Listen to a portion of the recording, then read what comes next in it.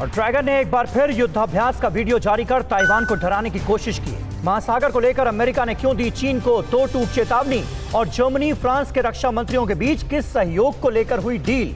वैश्विक स्तर पर अलग अलग देशों की आपसी टकराव से जुड़ी बड़ी खबरों पर एक नजर डाल लेते हैं टॉप 9 वर्ल्ड वॉर 3 में।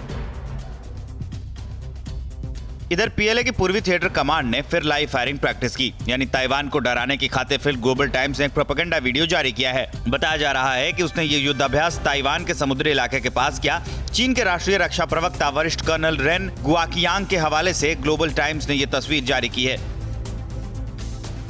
चीन अपनी सेना को 2049 तक विश्व स्तरीय बनाने की कोशिश में जुटा है। इस बीच ग्लोबल टाइम्स ने प्रोपेगेंडा रचा है कि अमेरिकी नौसेना का प्रभुत्व खोना तय है। अमेरिकी रक्षा सचिव ने माना है कि हाल में चीनी नौसेना ने अपनी ताकत बढ़ाई है, लेकिन भले ही अमेरिका ने नए जहाजों का निर्माण बंद कर दिया हो, लेकिन चीन को समुद्र पर हमारी क्षमता की बराबरी करने में सालों लग जाएंगे।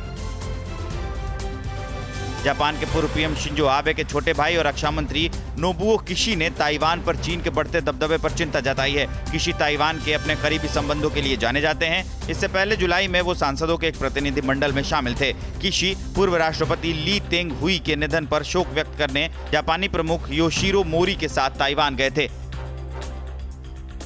अमेरिकी ड्रोन पर निर्भरता कम करने के लिए जर्मनी और फ्रांस जल्द ही मसौदा तैयार करने जा रहे हैं। दोनों देशों ने अपने सैन्य सहयोग के तहत लड़ाकू विमानों के साथ ड्रोन के विकास पर जोर दिया। जर्मनी के रक्षा मंत्री इंग्रिड क्रैम्प और फ्रांस के रक्षा मंत्री फ्लोरेंस ने प्रेस कॉन्फ्रेंस में कहा कि यूरो ड्रोन पर 2015 में ही इटली और स्पेन को भी शामिल करने की योजना बनाई गई थी।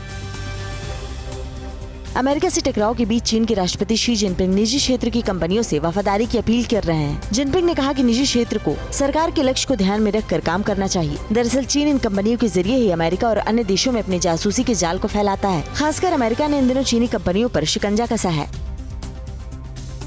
एशिया महाद्वीप में चौतरफा घिर रहा चीन अब बैकफुट पर आ गया है। चीन के विदेश मंत्री वांग यी ने सेंट्रल एशिया के देशों खासकर रूस, मंगोलिया से समर्थन की अपील की। चीन का ये कदम अमेरिकी रक्षा मंत्री मार्क एस्पर के उस बयान के बाद आया जिसमें एस्पर ने हिंद प्रशांत क्षेत्रों में नाटो जैसे संगठन बनाने की बात कही थी।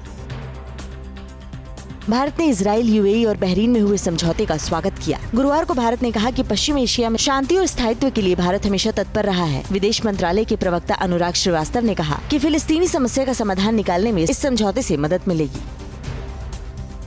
अमेरिकी अंडर सेक्रेटरी कीथ क्रेच के ताइवान दौरे से चीन इतना बौखला गया है कि उसने अमेरिका को अंजाम भुगतने की चेतावनी दे डाली। गुरुवार को चीन के विदेश मंत्री वांग यी ने कहा कि अमेरिका ताइवान में दखल देना बंद करे, राजनयिक दौरे रोके, वरना चीन जवाब के लिए तैयार रहे। अमेरिकी अंडर सेक्रेटरी क्रेच इन दिनों ताइवान दौरे पर हैं। अमेरिकी मंत्री क्रेच इन दिनों ताइवान दौरे पर हैं।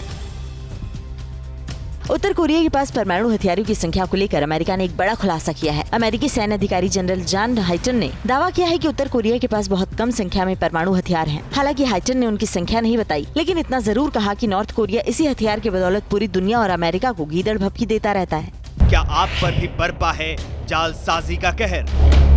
सपने टूटे आपके, न घर के न घाट के।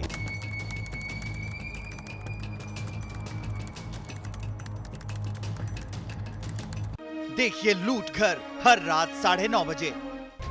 फिक्र आपकी,